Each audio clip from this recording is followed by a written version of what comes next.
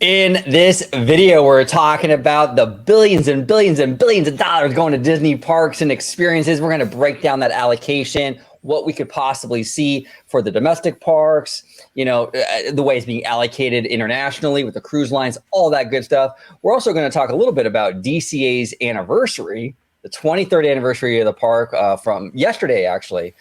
So we're going to break that down a little bit, the past of, history of the park, including the future possibly of the park and the current state of the park. We're also going to dive into a friend of the channel, Josh, Den of Nerds.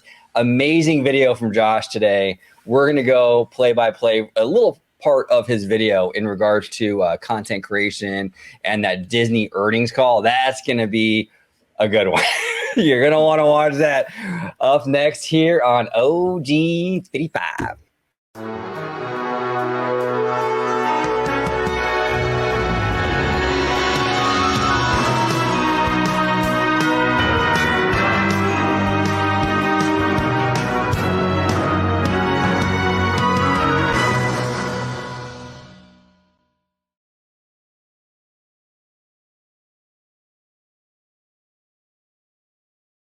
Welcome aboard, everybody, to another episode of OG 55. We are talking shop today. We got a lot of park stuff, but we even have, I guess it would be company, corporate earnings call, reaction stuff. I know it's a lot there, but with Josh from Den of Nerds at the very end, we're going to react to his video from today, his live show. So stay tuned for that, absolutely. But we're going to start off with the parks, but the Italiano is here with me today, looking at dapper as hell as always. George, welcome back to the show, brother. Thank you very much, and glad to be back. And we got a stack show for you folks, so definitely stay tuned and stick around through the whole thing because as we continue on, it's just going to get stickier and stickier.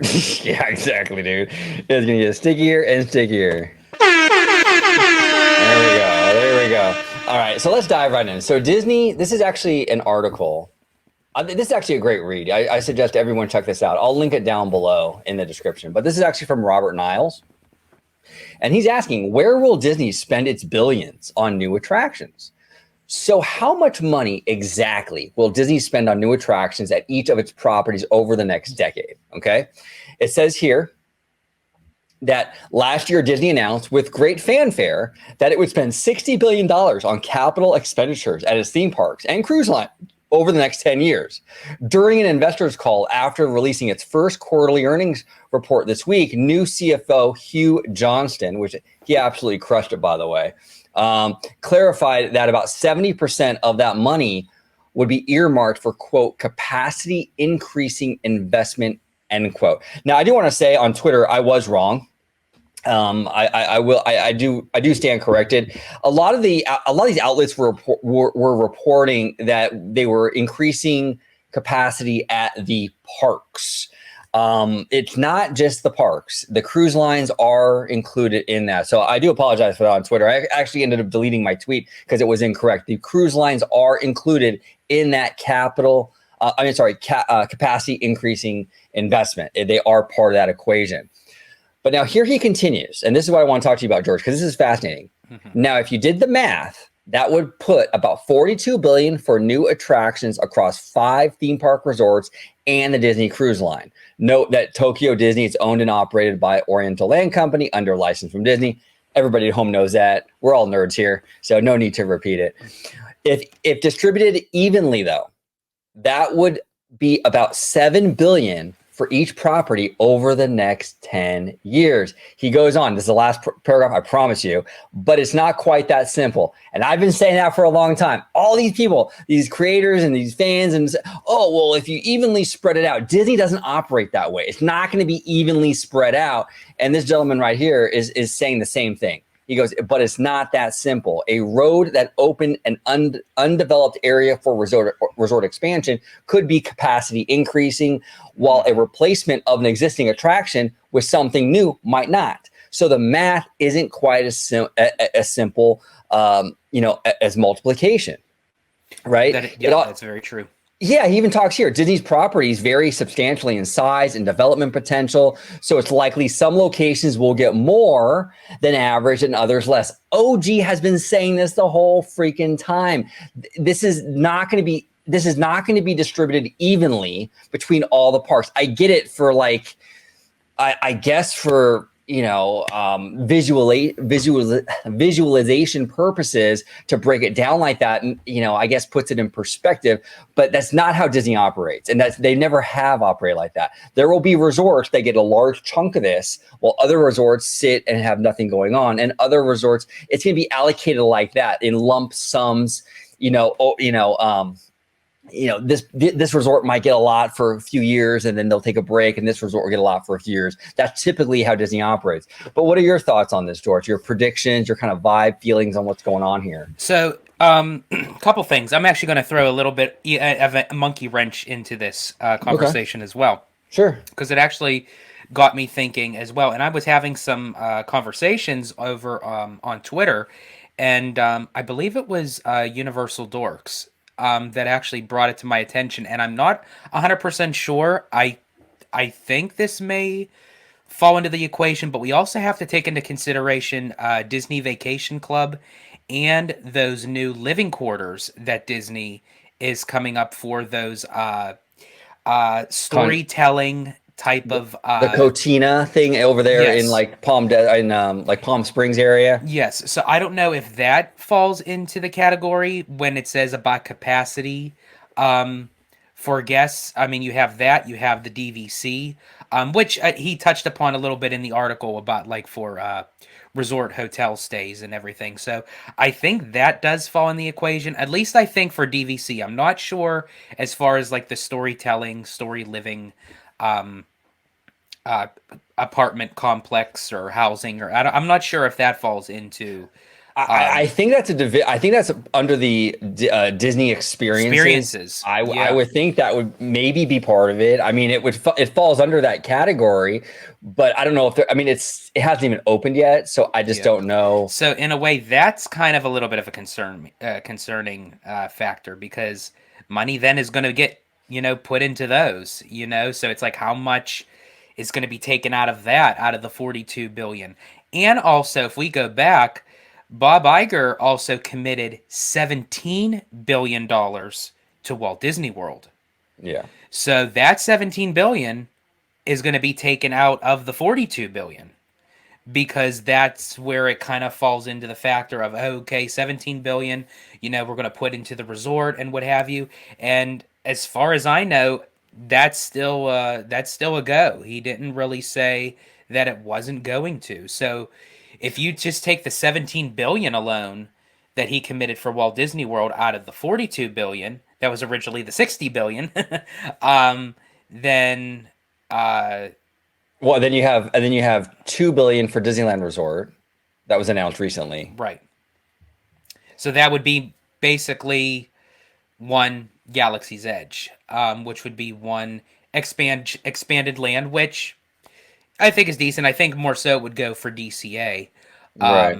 That could put upon expansion. However, also what was mentioned in the article that it's not replacement, because when you're replacing something, you're not adding capacity. Well, in some ways, and I mean he's right and he's wrong on that. It depends on what you're replacing it with. If you're replacing a low capacity with a high capacity, then you are adding them. True. That is true.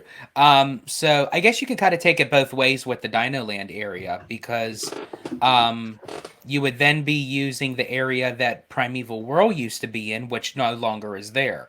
So for quite some time, there's no capacity over there. So if they end up putting in Encanto or Moana, then you're adding capacity to something that wasn't previously there. However, for the remainder of the land, that if they swap out Dinosaur for Indiana Jones, you're basically still keeping the same kind of capacity. But also to keep in retrospect too is, if memory serves me correctly, in the original concept art when it was going to be Zootopia and Moana, the spinner ride that is now Triceratops Spin was going to be based off of the Kakamora from Moana. The newer concept art where it was adding Encanto and I think a little bit of Coco. As far as I know, the spinner ride was taken out. I didn't see it, but these artworks that they do nowadays, they're always from up high, you know, Yeah. and it's hard to make out heads or tails, and it's vague on purpose, right? But this is the issue that I have when fans kind of come out here and they're like, well, you know, that money isn't enough, and it might not be enough because we're breaking it down right now. Look, the money goes by quick, you know. Like if you do, for example, right now they got what 3 ships coming from the Disney Cruise Lines, right? But they're not online yet, but they're coming. Okay, so let's just say those aren't part of this because those are already kind of paid for and they're, you know, through that pipeline already, right? Right. But a cruise ship on average right now will run you about $500 million to $1 billion. Let's just say I'm assuming the Disney Cruise Lines will be on the higher end of that. Let's just say it's $1 billion. Now, if you're adding capacity and it includes the cruise lines, yeah, I mean, I would think unless there's another way they can do it, I can't think of anything though. The only way you can really add capacity to the cruise line is to add another ship. If they add 1 or 2 more ships, that's $1 billion or another $2 billion off of that 40 billion. I mean, now you're really cutting into it. So that is concerning. But it goes down to the problem of like what Robert Niles here is saying, where we don't know what they're adding. So it's hard to make heads or tails of if it's enough or not enough. Because when you don't know what they're doing, like I said, if I have $1,000, that's gonna be stretched out differently if I go to the Dollar Tree or if I go to Gucci, right? Exactly. So it's like, yes, it's the same amount of money, but it depends on what you're doing with it and as to how far it goes. That's why unless I get plans and concrete stuff announced, I just don't know if this is enough or not enough. We don't have enough to go on. The money and the timeline isn't enough to go on. Yeah, it is. And yeah, this is where I'm concerned about. Yeah, when you add in the cruise line factor, because the 3 ships that they're already building, from what I understand, it has nothing to do with the 60 billion. That you know, they already had a set price tag. You know, Right. and they're already in the middle of building it. They're already in the middle of building the treasure. And one of the ships, it was Chapek. He bought the ship that was already more than halfway built. It was already. more so built, yeah. So that has nothing to do with anything. They'll probably putting in, filling in the extra, and what have you. But again, I don't think that was part of the 60 billion. And then the third of the Triton class ships, that's going to be the sister ship to the Wish and the Treasure. Again, that was announced before Chapek was even CEO. He was still chairman of the parks. So none of those ships have anything to do with that 60 billion spending. I don't think it does. If they do, it's residual monies, and stuff. That's not going to amount to that much, I don't think. So where's this money going to go? I mean, see, this is what's frustrating about Daddy Josh, because we don't have any plans, George. Nope. We don't know of anything that's, we have a bunch of like, well, possibly this, possibly that, but it's like, and it's frustrating. I think DCA will. You're right. I think DCA. We're going to talk about DCA in a second, but I think DCA will get something fairly significant just because out of necessity it has to. I mean, I would think another land or at least an e-ticket of some kind. Maybe that Avengers ride, but who knows? Yeah. So we have that now. Again, is it projects that are not really necessarily announced, or is it projects that were announced but just from them not getting touched yet, so they fall into that category? For instance, like the Avengers e-ticket that you just mentioned, that was planned before the Pandy. Right. So obviously, in my mind, they already had money kind of put aside for that attraction. But now does it fall into the category of the 42 billion because it was something that wasn't even touched yet? I think the building process would fall into the 42 billion. Like the R&D and the conceptualizing and the behind the scenes stuff prior to building it. You're right. That's been done, and they've been working on that for years, right? So that's been paid for.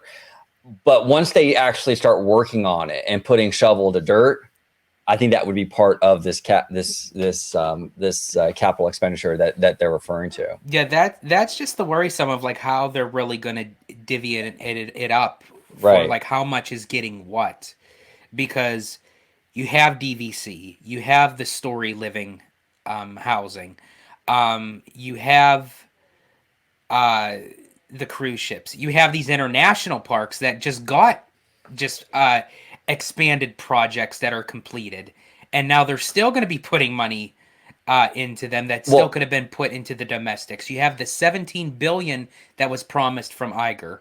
So it's like that's a big chunk. I mean, 17 billion off of the 42 billion. yeah, and that was Um a while ago. I don't know how much that holds yeah, like anymore. I don't think either. It was just something that I find interesting because he never really touched upon it. So I think that was Yeah, kind of his way of kind of because that was right in the retweaking. well, that was right in the heat of the DeSantis stuff too. Correct. Yeah. So it So could have just been like a, yeah, like out of the moment, like say, hey, you know what? We'll put 17 billion into this resort right, over a state that you're saying that we have no major impact on the economy. right. So it's almost like we'll show you up of like how well we really do impact the economy down here. But I think that was like Iger's subtle way of kind of retweaking. I personally don't think like 17 billion out of the 42 is going to go to Walt Disney World. I seriously doubt It's it. not going to happen. That's you're talking half of it would go to Disney World. It's not going to happen. There's Yeah. no way. There's Because no way. I because mean, even with Disneyland, when Disneyland Forward gets green lit, I'm for sure those projects are gonna get going before Walt Disney World would. I think Disney World's on the back burner right now, and Yeah. it makes me sad because I like I said, I went to Disney World for the first time this past summer with this guy George, and I fell in love with Walt Disney World. I'm a Disneylander at heart, and I always will be. My childhood, my life has been wrapped up in Disneyland, so I'm going to have that bias built in. But Disney World is a fantastic place. It's a unicorn. It's something that will never be duplicated. And I'm sorry, Universal, you can build as many parks as you want, but the Walt Disney World experience is much different than just a lot of parks. It's a vast experience, and it will never be duplicated again. So it makes me sad when I see the lack of interest in investing into that resort. I just think the political landscape right now over there is so uncertain right now. You have Disney's federal case, the First Amendment case was shot down. They're appealing, right? It's going to be a lot of legal back and forth for a while. DeSantis is termed out pretty soon. Disney might just be kind of waiting and seeing until DeSantis is out to kind of see what they want to do, or at least till the case is over, the lawsuits are over. The other thing we have to take into consideration too is the wording of this money. A lot of people think that, once this spending is done, Disney's not going to invest in its parks anymore. This is just within the span of 10 years. Right. That doesn't mean Once the 10 years are up, Disney can put more funds into a resort again and say, you know what, hey, we're going to expand this. We're going to add this. This is just within a 10-year range. well, and I see people talking about Disneyland with that, right? Oh, look at Disneyland Forward. They're only getting $2 billion. But yeah, but they said it was a 30-year plan. So it's 10 years of the 30. I mean, it's come on. And really, I would say I think Disneyland Forward is it could even be longer than 30. It really just depends. I mean, this is they're building for they're right. This is a future forward sort of move by Disney with this Disneyland Forward thing. And But I'm assuming too, does Disneyland Forward as a whole, is that part of the 42 billion as far as like the adding of the bridge and oh, taking out the parking lots and because that would add capacity. capacity. No, fuck, man. Why you gotta piss in my Cheerios, man? I wonder if majority of it is going to go for Disneyland. I'm telling you right now, I think because of the political landscape and the uncertainty over there, and because Anaheim right now is more politically friendly to Disney, I'm thinking it will, dude. I'm thinking Disneyland's probably getting a little bit more than Disney Me World. personally, this is my thought on the subject matter. I think we're going to get DVC resorts. We're going to get that story living residential area. You think maybe a cruise ship. you think just one?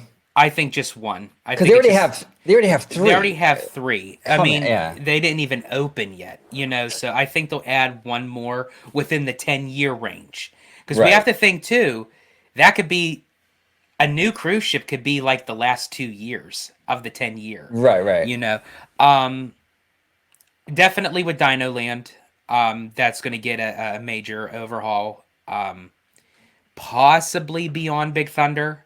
I think that would be like the biggest chunk of change that would probably come for expanding capacity at Walt Disney World. I think we'll still get something with the international parks, but I think they're just going to be individualized attractions. But you brought up a great point with me on the phone last night about Shanghai. You want to go ahead and give your point about Oh, Shanghai? yes. Okay, yeah. Now, speaking of Shanghai, I didn't even think about this, y'all. I didn't even consider this, and he kind of blew my mind a little bit with this because if they do this, it changes all the math, all the yes. math. Knowing Bob Iger and how his relationship is with the Chinese government and how Shanghai Disney was practically his baby. That was like his biggest and most ambitious project he ever worked on as CEO. And they had talks that while they were even building Shanghai Disneyland, there was land set aside for future development for another gate. And I'm wondering if Shanghai Disney is going to get a second park. And that, if they do that, because then you're talking, it would be a second park. You're talking like maybe $4 or $5 billion, I guess. I mean, Yeah, I'm just, yeah, you that's know, like a big chunk of change. because I'm not exactly sure how that's allocated either, because I think that the government's involved in in that as well, though. So again, I mean, but it's going to be at least a few billion on Disney's end for sure. Yeah. So if they do that, though, that changes the math too. And I wouldn't be shocked because we're talking like, oh, I even said it in a video, and I'll own it. I said, oh, there's no way, there's no way they're not going to invest in the Chinese parks. They just got Zootopia and Arendelle. Don't be so sure. They might do what George is saying. They might do that second gate, and that would add a whole lot of capacity, right, Bob? Because I thought it was funny that when that woman asked him about the fifth gate for Walt Disney World, he didn't touch upon the subject. He didn't deny nor accept the fact. So I wonder if in his mind, yeah, we're doing another gate, but it's not where you think it's going to be. Right. Yeah, exactly. I mean, that might be a big factor, but I think as far as the domestic goes, I think a lot of it is going to be spotlit on the Disneyland Resort.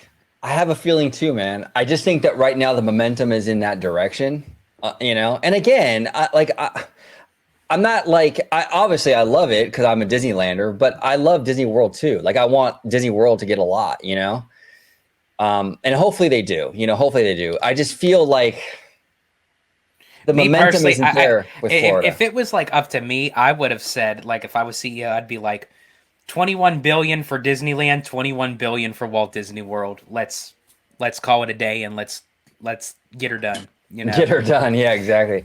Oh man. Well, yeah, and this is really to the point we made the other day, and we made that video with Ebba about the fifth gate, the fifth park. Mm-hmm. This is why, man, they really got to stay away from that. I think. I mean, look, I get it. They want the headlines because they want to like respond to Universal, which I think is.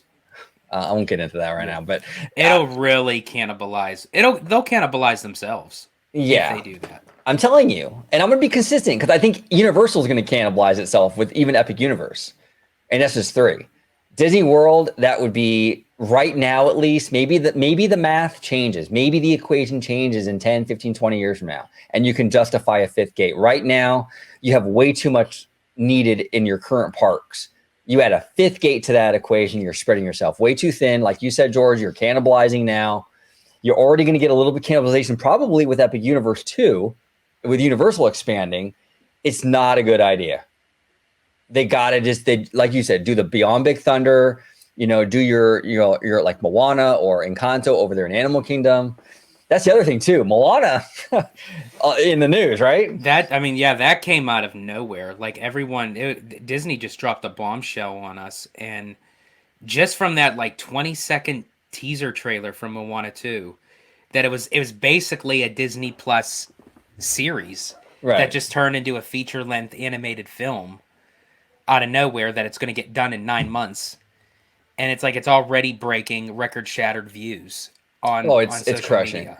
Well, Moana was the top streamed movie of 2023, and it's like this movie, this IP is a powerhouse. They looked at those numbers and were like, what are we doing here? Why are we going to have this thing? Why are we going to do a Moana series that goes straight to D plus when we can have a Moana theatrical sequel, so we can get the theatrical money, right? Then it can come to Disney Plus, and we get the Disney Plus money too. So with a theatrical event, you get both.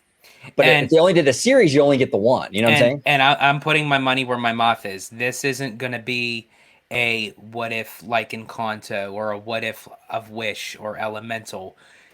This is money in the bag. Yeah. You all. Right.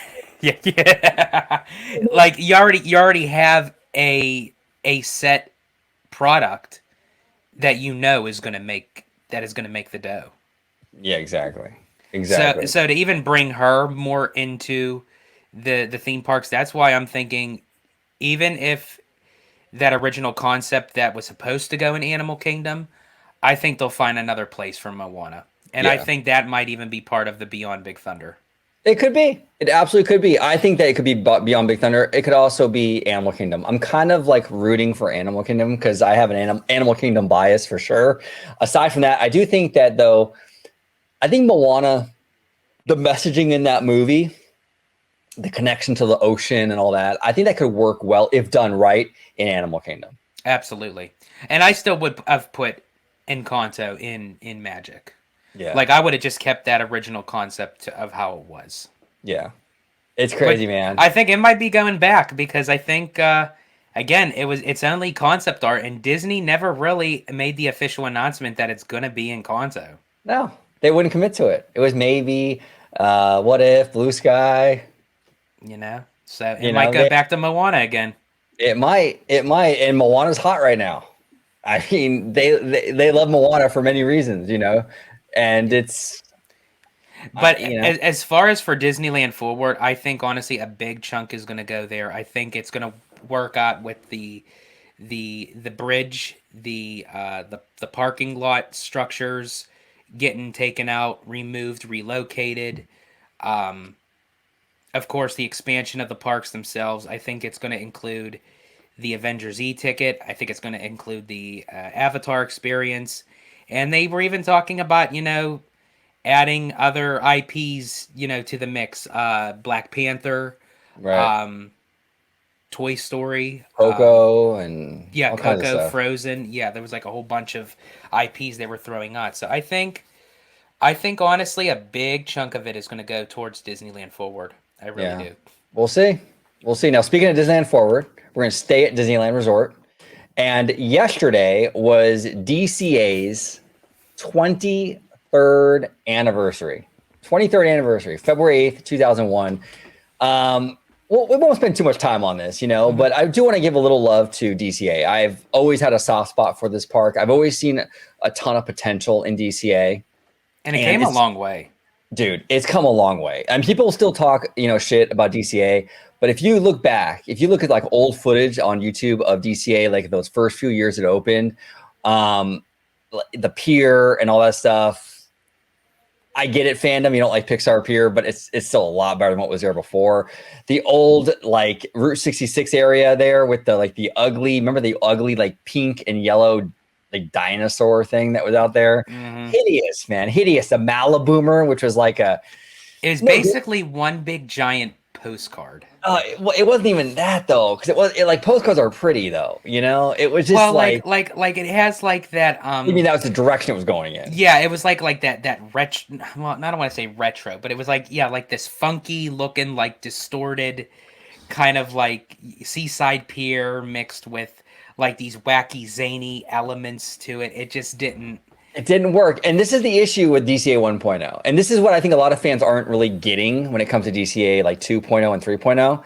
DCA 1.0 was trying to be kind of like almost like in a weird way, like, the Epcot pavilions, how Mhm. how Epcot handles the countries. Right. It was weird because DCA 1.0 was like almost like a California pavilion in a lot of ways, right? Where it was like representing like the actual state. So the problem with that though is like you're never going to compete with the real Pacific Ocean. You're never going to compete with the real Golden Gate Bridge in that kind of space. So this new direction they went with was like, okay, why don't we do this? Why don't we keep the California theme, but we'll take it in a different direction. We'll do California as seen through the eyes of Disney stories. That makes sense. And I support that. And that's the direction they should be going in, because you're not going to get California as seen through the eyes of Disney storytelling anywhere else. Only Disney can do that for you. Makes sense. And they're continuing that. When people say, well, it's not about California anymore. It is, though. It is. San Francisco is heavily inspired by California. San Francisco. Buena Vista Street, it's Los Angeles during Walt's heyday, right? Cars Land, Route 66, car culture, that's very California. Pixar Pier, it's a seaside pier, California. It's just, they're just inserting these IPs in there, though, to sort of, sell it better. And that's why, honestly, by adding Coco and Encanto to DCA, that would be even better, because again, you're throwing in that Hispanic, Colombian culture, which is very big in California. Latino culture is very huge in California. I mean, it's in the fabric of our state. You know what I'm saying? It doesn't make sense to me that we don't have a dedicated land to that culture, with how much of an impact it has on our state. It's amazing to me. Like, and the Feliz Navidad stuff for during the holidays. I mean, I watched that this past season. It was amazing. People love it. There's massive crowds, the music, the energy, the colors. It's just, I mean, it's really a great theme park experience. If you had a permanent Latin America area in DCA, you can house those kind of celebrations much more effectively, and the fact that they're not, I don't understand it. Now, I will give kudos though to Disney a little bit here. They have gotten much more multicultural with DCA over the past few years, like with the Lunar New Year stuff, which I think is amazing. Lunar New Year is becoming more and more mainstream here in America. 20 years ago, no one knew what that was, and now it's extremely well, I mean, people know about it. My ex girlfriend was Vietnamese, so I actually celebrated the Lunar New Year every single year with the red envelopes and the whole thing. And it's a beautiful event every year. It really is. And I'm really glad that Disney has really embraced it with DCA, but you got to get that Latin America area in there. You could even do maybe a little more Asian in there too. I mean, we have San Francisco, but if they want to expand the Asian culture in there, I think you could get away with that as well. I think honestly, ever since they added San Francisco, I constantly you say it. So now, anytime that I try to say San Francisco, it wants to come out as San Francisco. I think it's flip. It's funny. I went on a road trip this past April, almost a year ago now, and for the first time ever, I walked across the real Golden Gate Bridge. I'm telling you, man, you ever walk across that thing? No. You wouldn't think like, oh, it's a huge bridge. I'm telling you, man, you feel like when you're walking, you're like, wow, dude, this is kind of like, if you're afraid of heights, like I think our boy Michael Ebba, he doesn't like heights. Mm-hmm. You probably wouldn't do well on that one, dude, because you're out there, man. It was a little bit like, I'm not even scared of heights, to be honest with you, but I was even like, whoa, okay, I'm not going close to the edge, Now, I have walked across several bridges. Like the city of Pittsburgh is known for its bridges. Yeah. I actually forget how many bridges that we actually have, but I think we hold the record as far as like in one city. And I've walked across many bridges of my time, but I don't think I've ever walked a bridge like that scale before. Yeah. It took us, oh man, I would say we went all the way down and all the way back, maybe 45 minutes to an hour. Okay. It took a while, and yeah, it's gorgeous though. We really lucked out because the Bay Area is known for like the fog and everything. Mm-hmm. And we had the most clear, sunny blue sky day. Nice. So we're walking across, man, and it was just clear skies, gorgeous day. So anyone out there that's considering it, you should definitely do it. It's a great experience. It really is. And check Nice. out the Disney Family Museum down there too while you're down there, because that's also a great That's experience. another, yeah, that's another one that I wanted to check off my Disney bucket list. So hopefully I'll be able to do it soon. Um, Absolutely. but yeah, I definitely just have to say, just all in all, happy anniversary to Disney California Adventure. Yeah. As I said, they came a hell of a long way.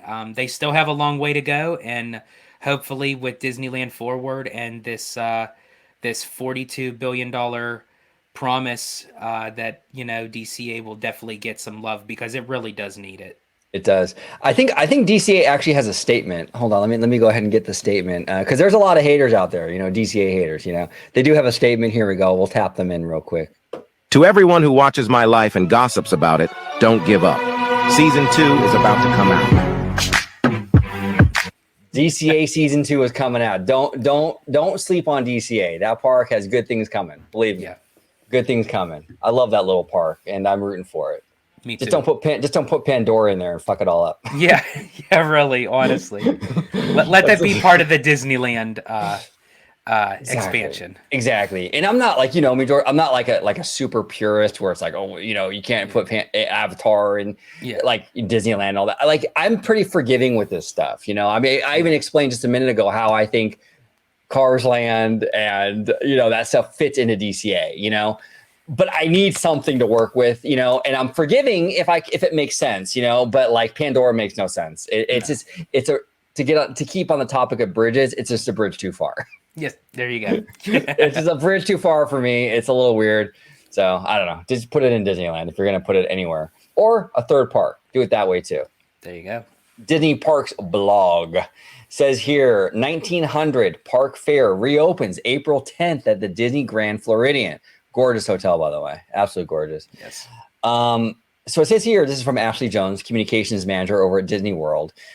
Today, we have an exciting update many of you have been waiting for. 1900 Park Fair is reopening at Disney's Grand Floridian April 10th. This iconic restaurant will feature returning guest favorites along with newly refurbished dining room and special touches. Now, I do want to add to this before I get to you, George, real quick. Mm-hmm.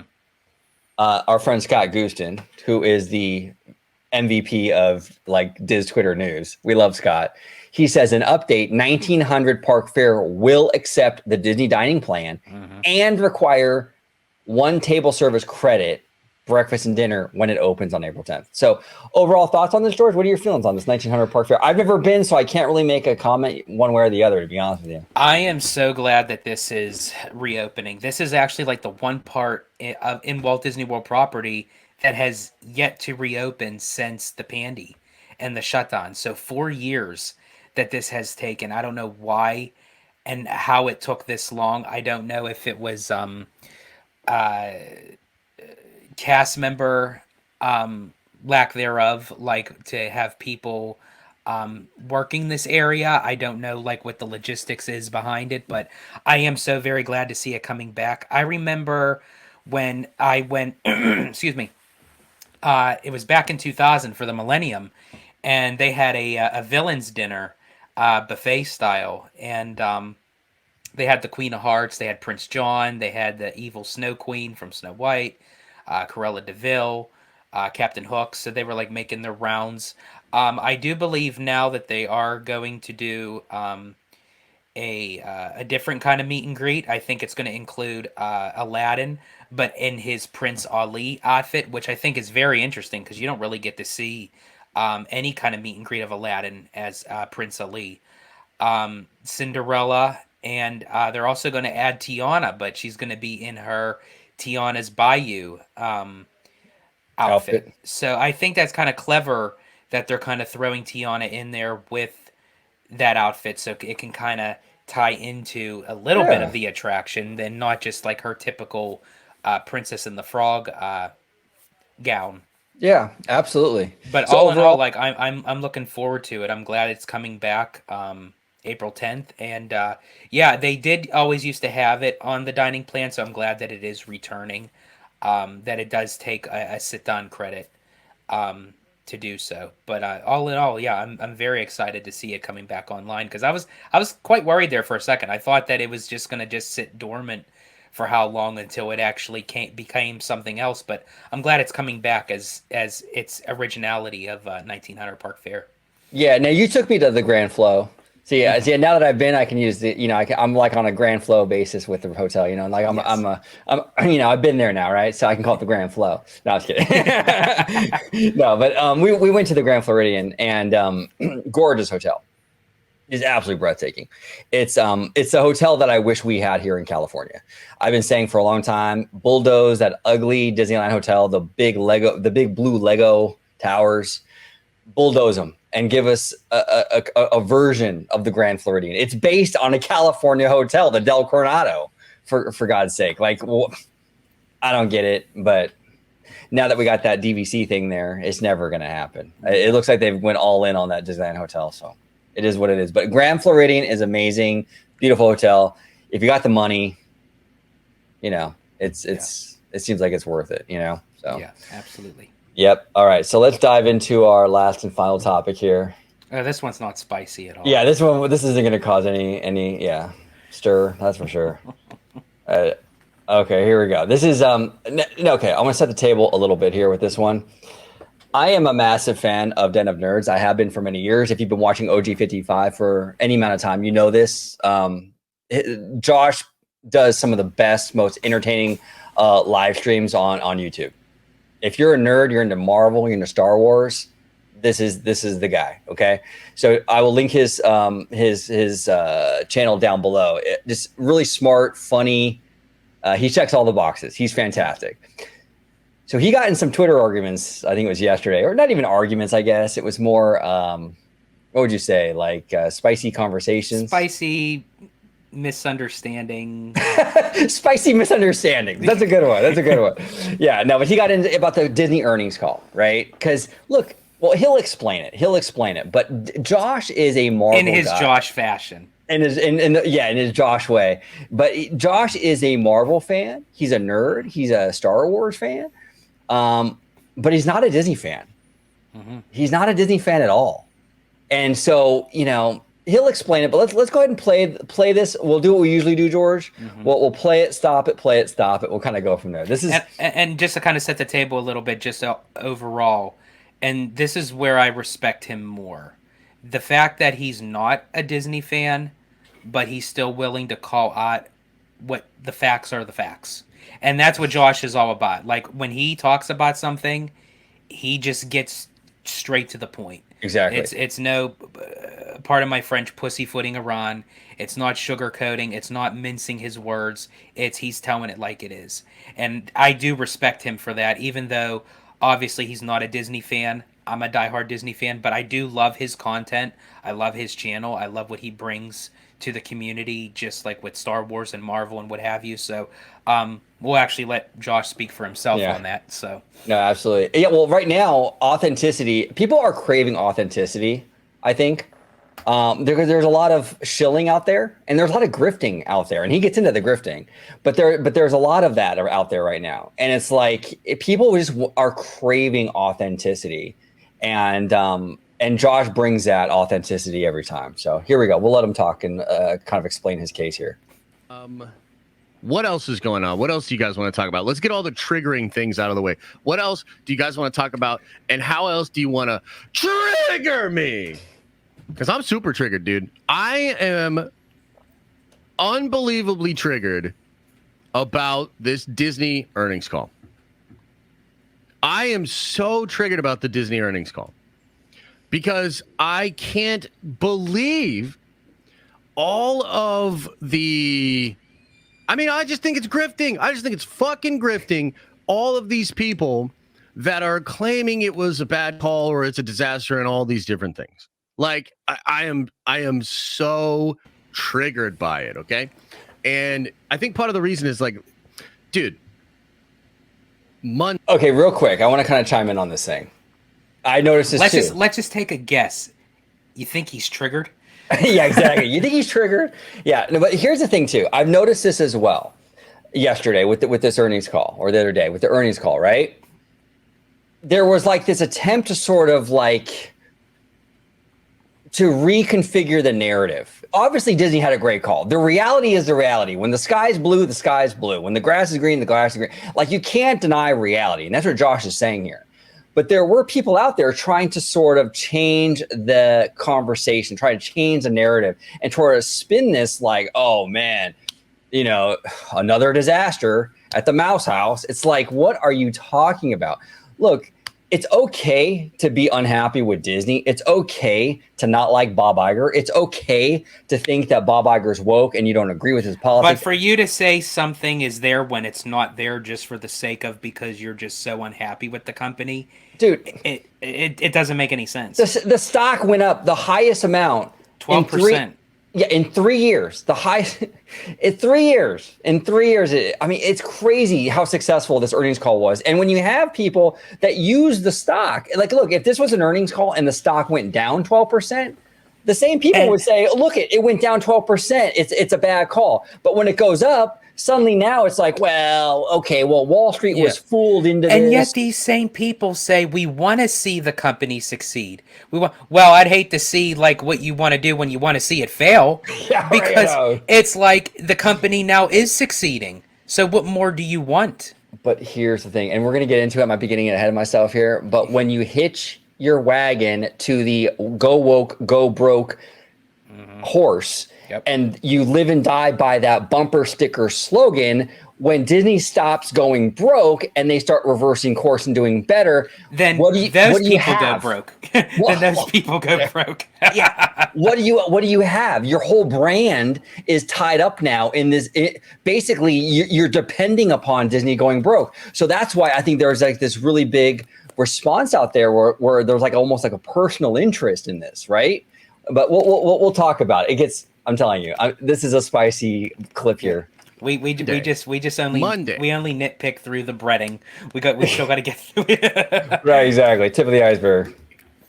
On this show, on this stream, on Monday, I'm literally talking about, the Gina situation. I'm talking about the lawsuit. I'm talking about how it's a big L for Disney, things that they could do. Dude, I don't even like Disney. Like, I really don't.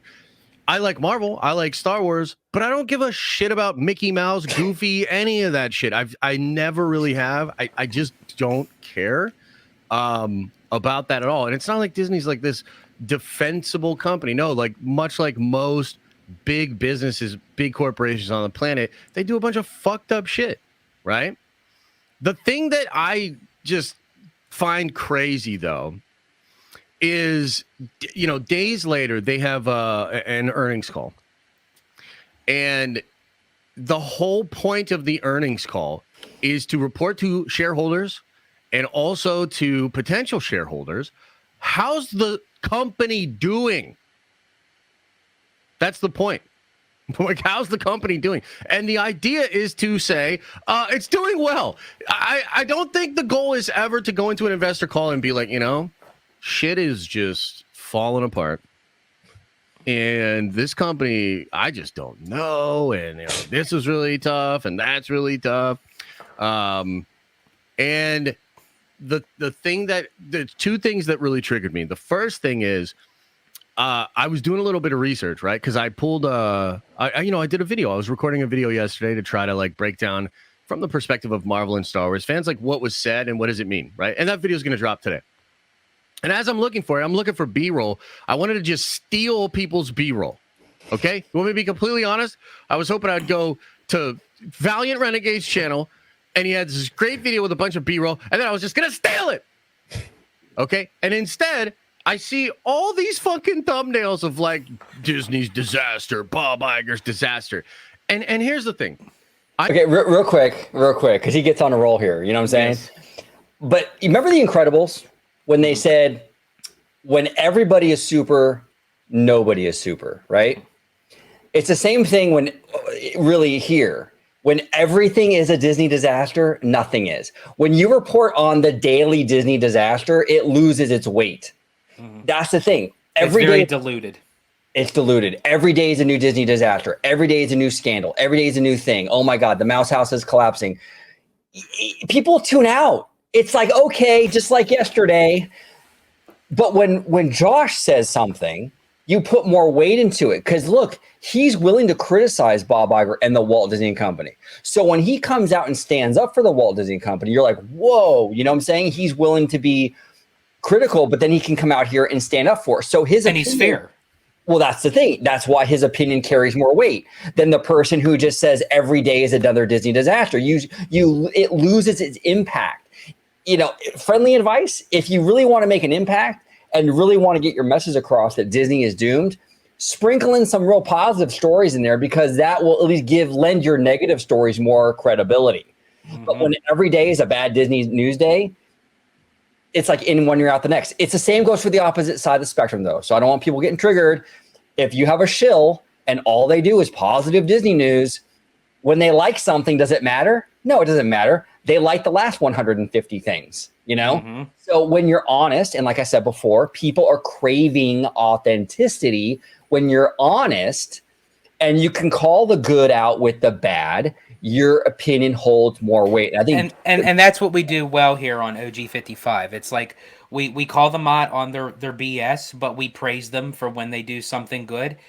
The fact is the fact, and that's what we talk about. We just don't create something to kind of put in people's mindset to say, okay, well, this is a bad idea when really it's a good idea. Do you think? Let me say this. I make no bones about it. I don't hide the fact that I have a Disney bias.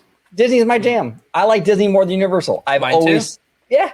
But so do you think I like to get up here and make a Universal video and say, wow, Universal's PR is running circles around Disney's like I did the other day with you? Of course not. I don't like saying that, but I will say that if it's true.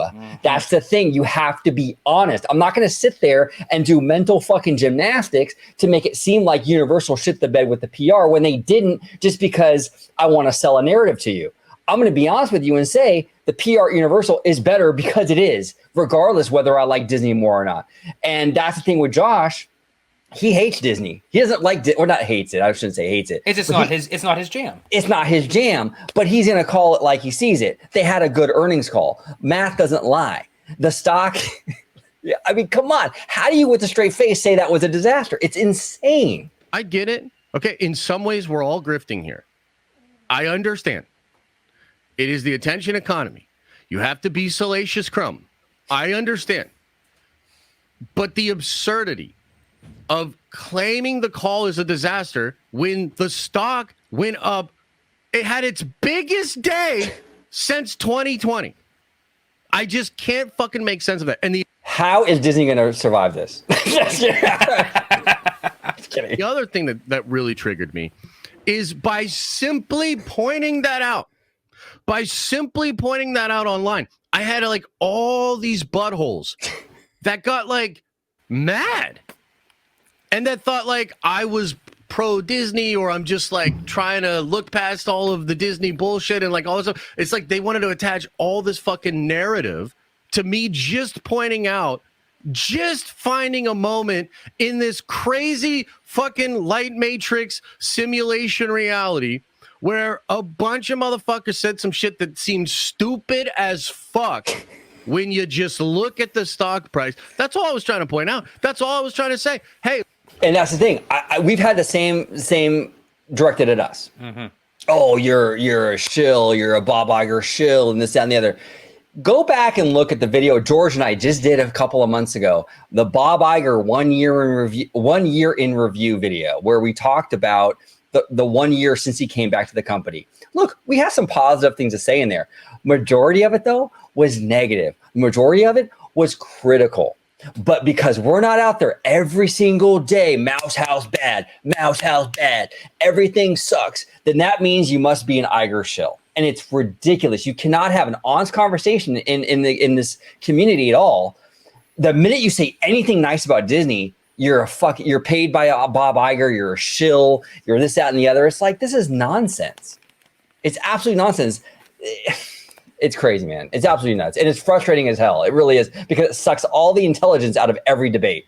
Hey, look, I just find it weird to say it's a disaster when it has the biggest day since 2020. The volume's fucking incredible. People actually think this has a lot of future value and maybe Disney can't actually turn it around. Like, that's it. That's it. That's it. I'm not trying to be like, bro, Disney's the best. Oh my God. No. Holy shit. Hey. It's not like Josh is out here trying to sell Bob Iger's book or anything. By the way, this is on sale right now. Make sure you go pick it up. Local bookstore, $29.99. It's a great read. It's a ride of a lifetime, Bob Iger. Not shilling though. I'm just kidding. Are you saying, OG? Are you saying, OG, that you're not a Bob Iger dick rider? Yeah, right. Exactly. Oh, here, I got that drop. Right here, buddy. Oh man, you caught me off guard, bro. Hold on. You caught me off guard. Here we go. God, I sound like a Bob Iger dick rider. There we go. Yeah. So yeah, go buy the book. Believe it. And so that shit is just triggering the fuck out of me. Okay. And look, here's what I want to say too. I can acknowledge that at least a part of that is just me getting triggered. You know what I mean? Like, I don't need to get that triggered about that shit. You know, to be fair, I probably should just let it go and just do my thing, right? But it just really bugs me, dude. It just really bugs me how narrative driven and how audience captured and how grifty and dishonest and slimy this whole situation is. Like, can we not just acknowledge all the stupid shit that Disney does while also acknowledging that they have probably the most valuable IP on the planet, and they are trying to not do a bunch more stupid shit, and they have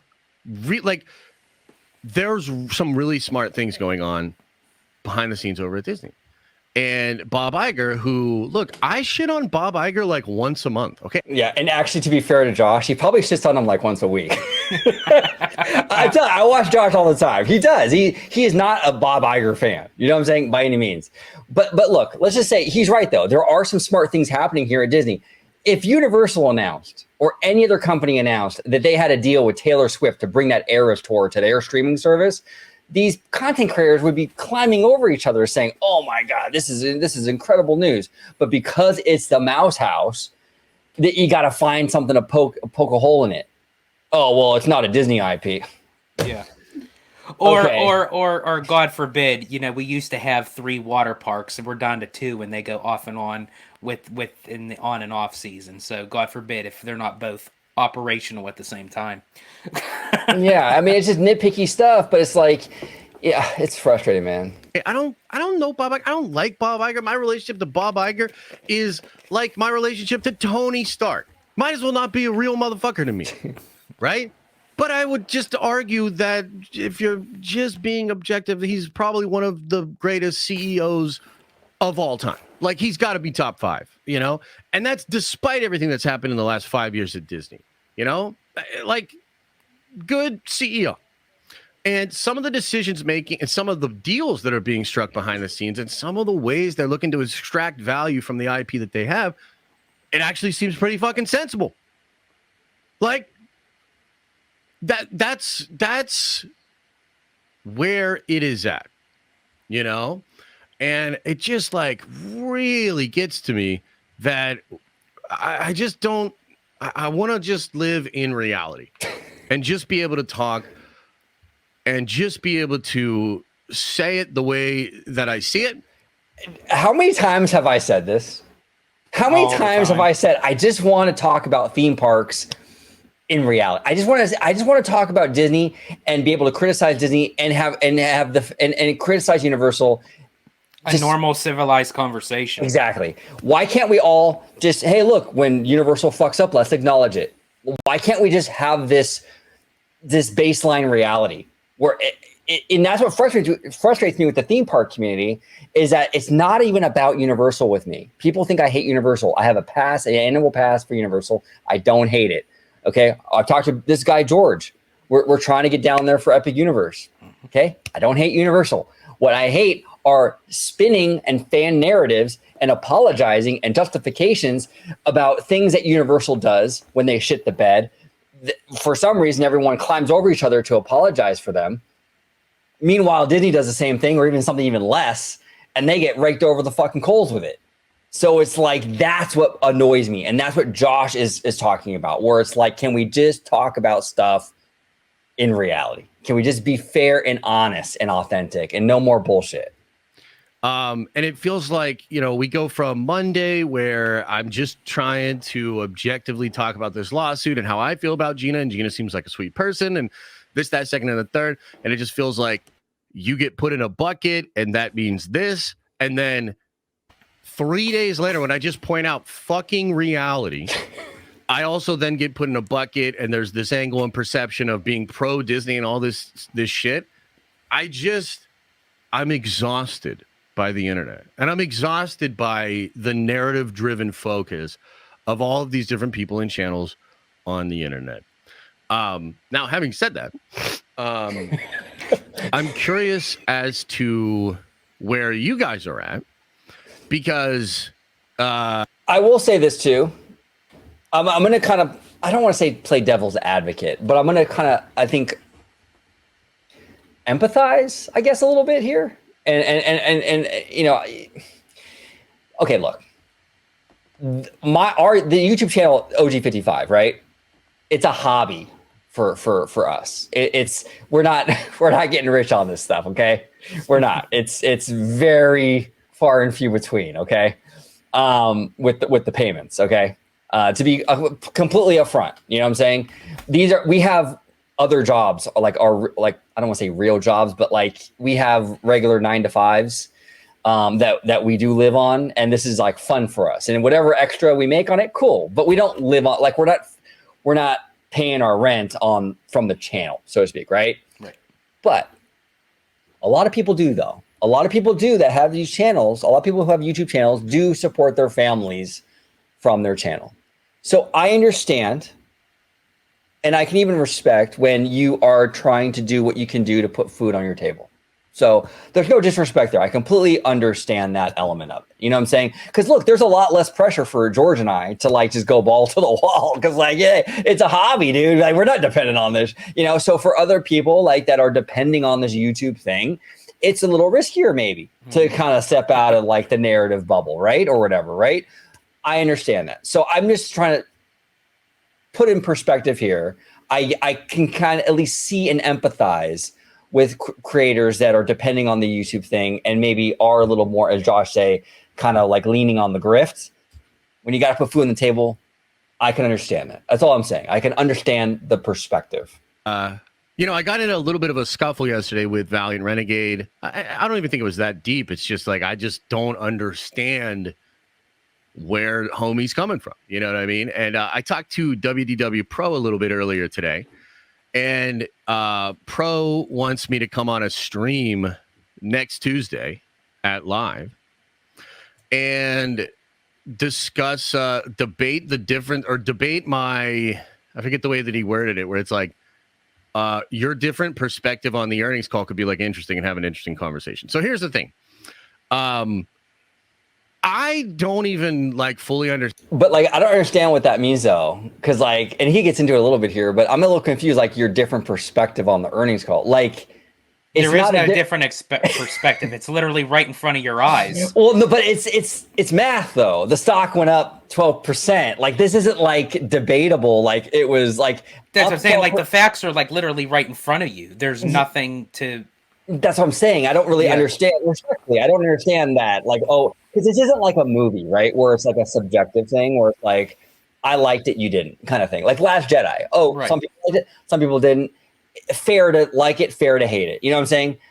But numbers are like, it's a little bit more objective. You know what I'm saying? And it's not like saying like, oh, it went up 12%. Oh, Chris Angel is wavering his fingers to make it look like it's higher, and the second he stops, it's like -2. Understand that? Like to a degree, I do. It's like, okay, content, and like, obviously it can be entertaining when people disagree and argue. But it's like, what are we even disagreeing about? Like, I just don't even know how to approach that discussion or that kind of a scenario. I would love to have a conversation about the future of Disney. You know what I mean? I wouldn't love to have like an hour-long pseudo debate where narratives just decided and motherfuckers just backing up their preconceived notions and just kind of like echo chambering an audience that I think is just captured by fuck Disney. You know what I mean? So I don't know, man. Like on the one hand, like I actually do like those guys and I think they do some good work, but I'm like, I don't fucking know, man. So I just wanted to ask you guys. So interesting stuff here from Josh, dude. And I've been a fan of Josh for a long time. I will link actually his video in the description. I will also link it in the end screen credits at the very end of the video too. So you can check it out either way because he does really fantastic work. And I'm telling you, he is the funniest dude. If you're into nerdy stuff, MCU, Star Wars, all that good stuff, scooping, like, you know, the Marvel scoops, Star Wars scoops, he's your dude. You definitely want to check him out. One of the best live shows for nerds out there. And I'm like religiously checking out his show. It's just incredibly entertaining. So Josh, big shout out to Josh. Respect him a lot for not just this, like, but even like when he's critical of Disney and stuff, like, you know, I appreciate that. I really do. I appreciate the honesty coming from him in both directions.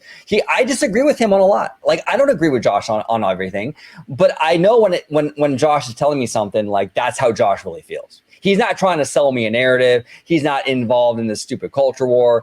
Josh is Josh. And you know, absolutely.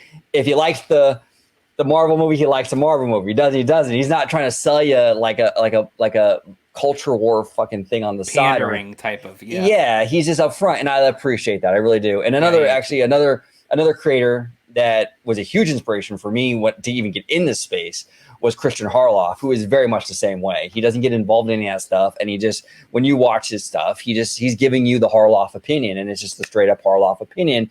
I appreciate that. It's not wrapped up in this political bullshit, you know. So anyway, huge shout out to this guy Josh. Amazing content. But George, before we move on, before we close out the show, any comments before we close it out? I echo your sentiments, you know, completely with Josh. You know, I appreciate his honesty. I appreciate his realism.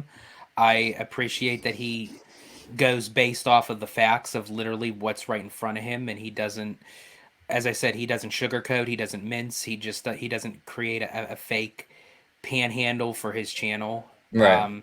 And you can't, and that's the thing too, though, is like the go-to is, I'll just call someone a pixie duster if they're positive about Disney. How are you gonna call this dude a pixie duster? He doesn't even like Disney. Nope. And that's where he is so genuine when it comes to his opinions and his information, because, you know, he can give his opinion, but he's given his opinion on actual facts. You know, that's literally right there. Yeah, exactly. So yeah, I mean, I'm the same way. There's a lot of things that I don't agree with Josh on. You know, I too, just like you, am a huge Disney diehard, you know, unlike Josh, but that's where, you know, we as people can come to middle ground. Right. and have a decent civilized conversation to say, you know what, this is my thing, it's not your thing, but here's how we come in the middle, and this is what we agree upon on, you know, so. Yeah, common ground, dude. Common ground. Hey, you know what? Cheers to Josh.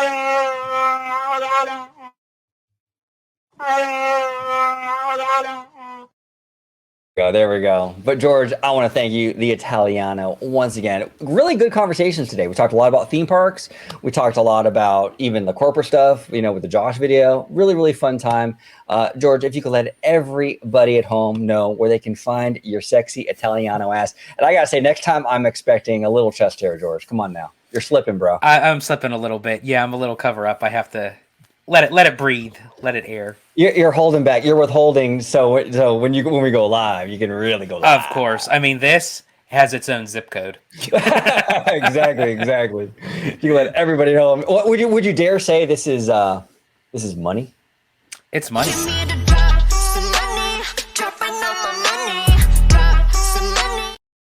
Speaking of, actually funny story, real quick before we close out. Speaking of Lisa, she actually started her own entertainment company the other day. I tell you, those girls can't do nothing. I mean, these girls do not miss. I swear to God. So it's called L Loud because she's Lisa, and everything. Even all her cats are L names, which is great. But I mean, it's awesome. I mean, I think that's really awesome. I think that's a really smart move. Yeah, those girls, they could literally do anything. They could roll the world. Yeah. So Lisa, if you want to sign me and George, just we'll be there. I don't know. I mean, we could do. I mean, we could sing and dance a little bit, right, George? I mean, actually, you could sing pretty good. You're pretty. I appreciate it. Yeah, you've heard me sing a little tune here or there when we were on vacation, and I guess I could hold a little bit of a tune, but if not, if I can't hit that caliber, we'll just stand there with our chests out, looking pretty. Yeah, exactly. Well, thank you, brother, for joining me today, and thank you all for watching this episode of OG 55. Comment down below with all your thoughts about everything we discussed today. Thank you so much for joining OG 55, and as always, have a wonderful, wonderful day. 세상은 누구에게나 공평하게 추악해.